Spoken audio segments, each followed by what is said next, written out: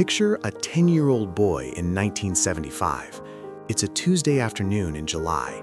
He's 3 miles from home, deep in a wooded ravine, balancing on a rusted pipe over a creek. He has no cell phone, no GPS tracker. His parents haven't seen him since 9 a.m., and they won't expect him back until the streetlights flicker to life. To a modern parent, this is a nightmare.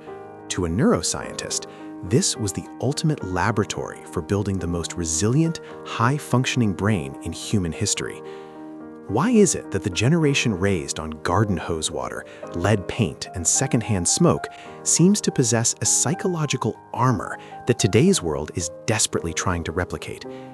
If you were born between the late 60s and the early 80s, or if you find yourself strangely drawn to the cool grit of that era, you aren't just nostalgic, you are witnessing a biological anomaly. Today, we're going to deconstruct the architecture of the 1970s brain. We're going to explore how a childhood of benign neglect created a cognitive blueprint for success, and why those obsolete skills are actually the modern world's greatest superpowers. Let's start with the phrase that defined an entire era: go find something to do. Today, when a child says they're bored, we treat it like a medical emergency. We hand them a tablet, a curated playlist, or a scheduled playdate. But in the 70s, boredom was the furnace where the executive function of the brain was forged.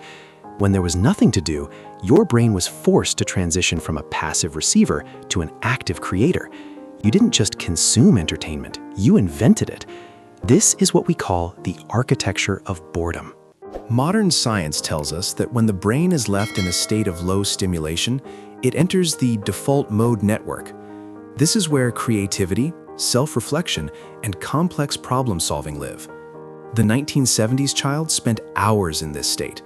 They built forts out of scrap lumber. They mapped out imaginary kingdoms in their backyards. They learned how to sit with their own thoughts. Contrast that with the cheap dopamine of today. We are constantly pinged, notified, and stimulated. We've traded deep work for surface scrolling. But the 1970s brain was rewired for slow dopamine. It understood that the best rewards, the completed fort, the perfected bike jump, required a long, sustained effort. This ability to delay gratification is the single greatest predictor of career success and financial stability. If you can handle the void of boredom, you can handle the grind of greatness. Speaking of bike jumps, let's talk about risk. There is a fundamental difference between danger and risk. Danger is a high-speed car heading toward you. Risk is climbing a tree to see how far you can get before the branches start to bend.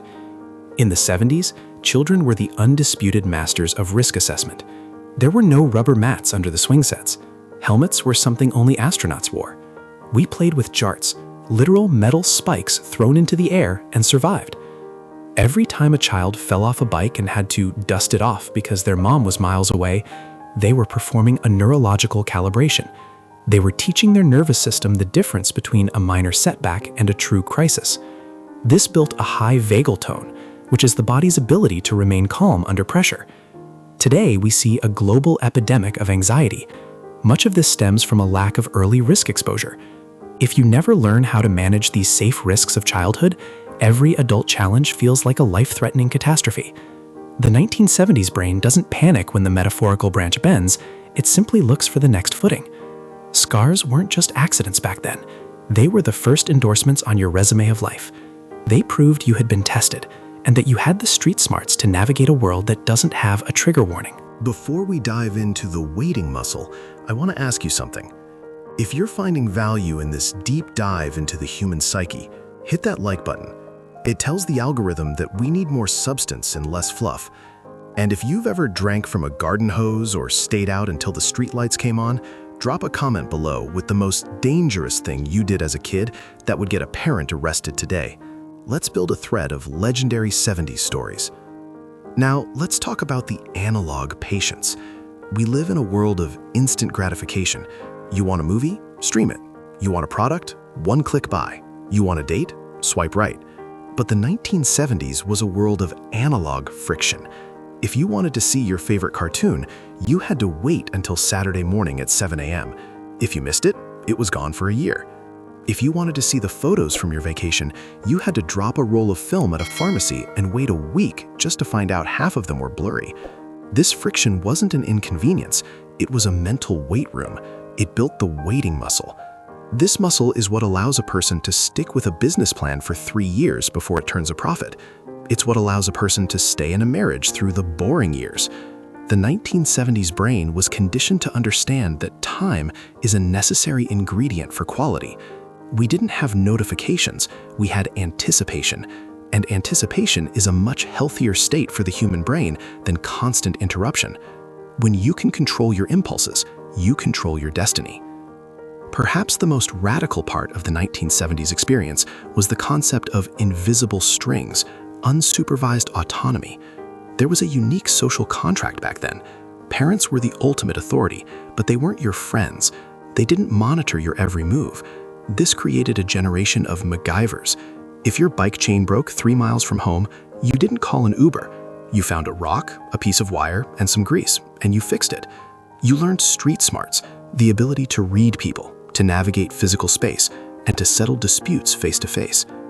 On a 1970s playground, if there was a conflict, you couldn't block or cancel the other person. You had to negotiate. You had to stand your ground or learn to compromise. These are the soft skills that are currently disappearing from the modern workforce. The ability to read a room, to detect a lie, and to build an alliance without the mediation of a screen is the ultimate modern superpower.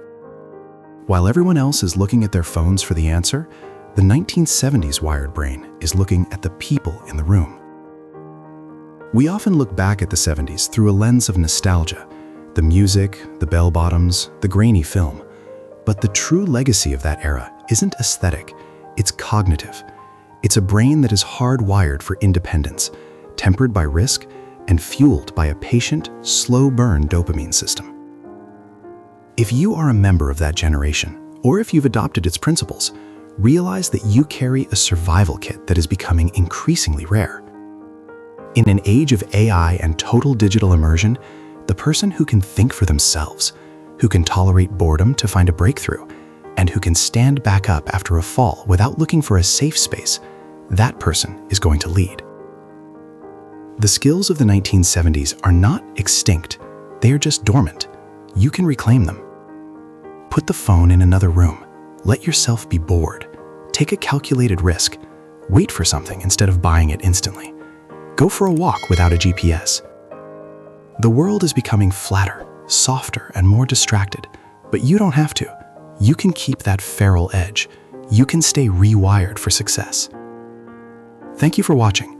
If this spoke to you, subscribe and turn on notifications. We're going to keep digging into the psychology of what makes us human in a digital world. Stay wild, stay resilient, and I'll see you in the next one.